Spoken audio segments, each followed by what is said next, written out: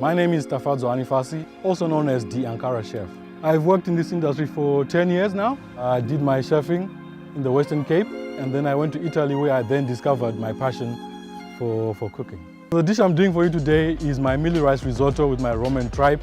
First up, we do our preparation. So it's called mise en place, just a fancy French name for preparation.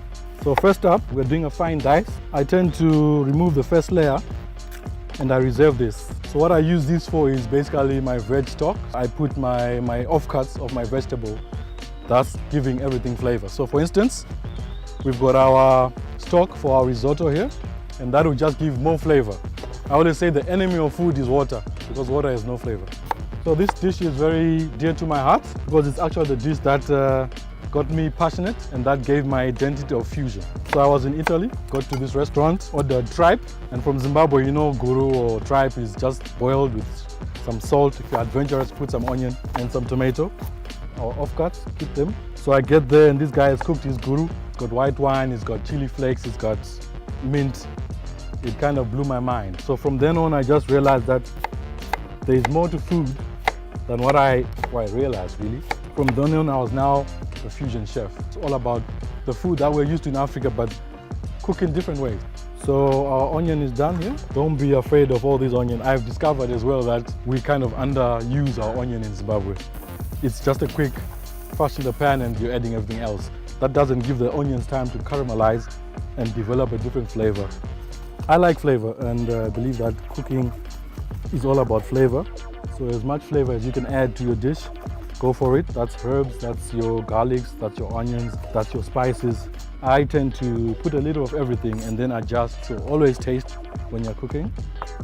Our tomatoes, I like to use a contrast of the fresh tomato and the canned, some freshness from the fresh tomato, some color from the canned. Today we're using the blanket tripe.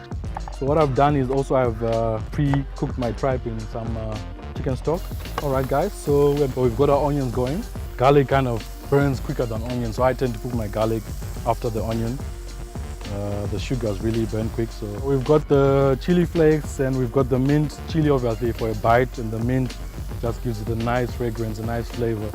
So one of the flavorings they use in Italy is actually anchovies. Give it like a salty umami flavor. So I use Carpenter. This is another way that I've given this dish my own identity as the Ankarra Chef. So, and then paprika for some of that color as well. Just toast your spices so that you can cook them and get those essential oils out.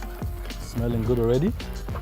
At this stage, we're going to add tripe that we've pre-cooked. Tripe is one of those things that you either love it or you don't. It's one of my favorites, so just mash everything together and incorporate it so that the tripe is getting all that onion, garlic, mint, and Carpenter flavor. I like to create kind of like a space, and then I cook off my puree as well. I always say that I have got stages to how I got into cooking. First was a curiosity. So whilst I was doing my degree in finance, I saw someone cooking an egg. And whilst they were cooking, they were lathering the oil on top of the egg. For me, I had just been used to eggs just like scrambled. So that was kind of like a aha moment for me, like, okay, really cooking is more than just putting stuff in a pot and letting it go. There's like a thought process behind it. So that got me curious about food. That's where I also began experimenting on my parents mostly. So think of mazoe and stew and things like that. So my dad was, he bore the brunt of all my experimentation. And he's the one who actually said, "Seem to have a passion for this, why don't you go to chef school?" Right, I think we can add our stock now. Just gonna put a little bit of that there and then add our fresh tomatoes. I like my flavors to be bold but also pronounced. So I don't want one flavor to kind of dominate a dish, which is why it's important to taste. And I'm just going to add a splash of wine. So we're going to let this cook down a bit and then we move on to our risotto. A bit of oil, onion, just going to sweat that down. Garlic again. Instead of using risotto rice or arborio rice, which is the one they usually use, we're going to use mealie rice. This is basically your samp, just a finer samp. At home we use it for porridge. So I thought to myself, why not use this in a savory dish? That's one of those contentious things as well in Zimbabwe. We like our food the way we've been having it since we're born. So you like our sadza plain. You don't put no cheese in sadza, you don't put any spices in sadza. We like our sadza plain. So we're just gonna fry our samp here with our onions and our garlic just to flavor all the grains. This one is also contentious, like people are like, risotto, what is that?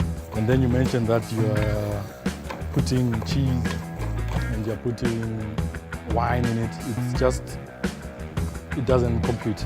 At this point, we're going to add our wine. So try to use the best wine you can find.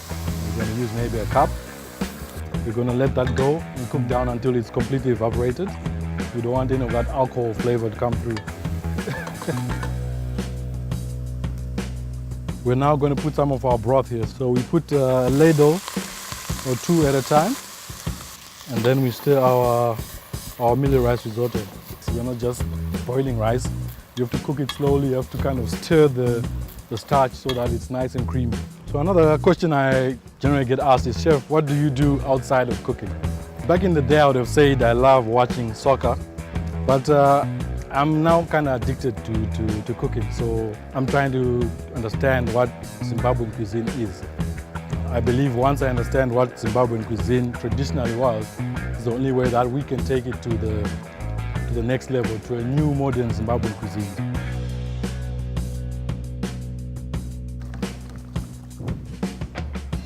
And that needs another 20 minutes. So food is basically dominating my life. I was recently privileged to be able to go back home, Kwekwe, which is where I'm based. We've got a farm going on, so I now want to kind of start producing my own produce. And I'm calling it farming for taste. I believe what sets us apart from farmers maybe in Europe, if you watch these cooking shows, the farmer himself can tell you how and why their produce tastes the way it does. If you ask someone here who's doing chicken, I'm just doing chickens. I want to produce beef, I want to produce poultry that has a taste to it because I've fed it in a certain way. My ultimate goal is to provide the best quality beef in Zimbabwe to households, to restaurants. So I guess that's another hobby that I'm going through right now. I'm gonna give this risotto a final taste. I think it's ready now for the cream and for the cheese. So when I'm cooking, I'm always trying to create different kind of flavors. So you've got your creamy, which is going to be the risotto. You've got the spice. You've got the earthiness from the tripe. When you're conceptualizing a dish, always think about the flavors, the textures. We're going to grate in some Parmesan cheese. I love using Parmesan because it's salty, so go crazy with the Parmesan. If you can't find Parmesan, I'll go with a mature cheddar or something with a bit of a strong flavor.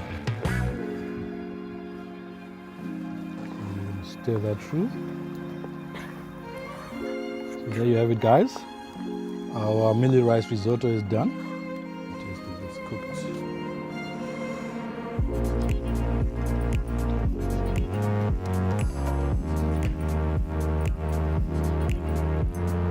So we'll now move on to my favorite part, the plating.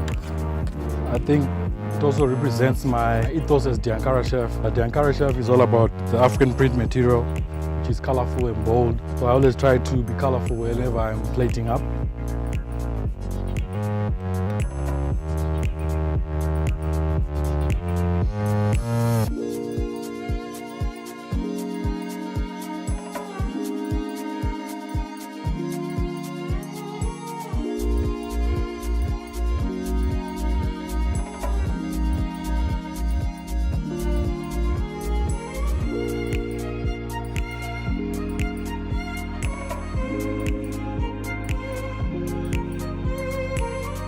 So there you go.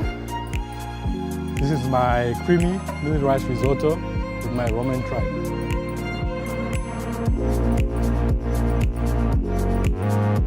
you.